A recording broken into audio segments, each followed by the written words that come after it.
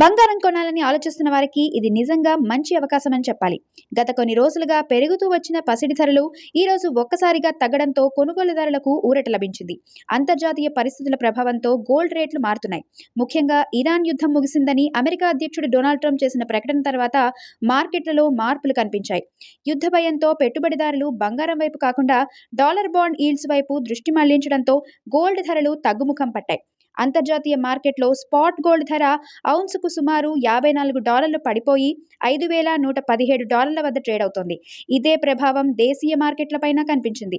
Hyderabad bullion మార్కెట్లో ఈ రోజు 22 క్యారెట్ల 10 గ్రాముల బంగారం ధర సుమారు $1,000 తగ్గి 1,48,700కు చేరుకుంది. అలాగే 24 క్యారెట్ల 10 గ్రాముల మేలిమి బంగారం ధర 1,090 తగ్గి 1,62,220 వద్దకు వచ్చింది. వెండి ధర కూడా భారీగా పడిపోయింది. కిలో వెండిపై 10,000 తగ్గి 2,90,000కు చేరుకుంది. ఇలా బంగారం వెండి ధరలు తగ్గిన ఈ సమయంలో కొనుగోలు చేయాలనుకునే వారికి ఇది అనుకూల సమయంగా భావిస్తున్నారు.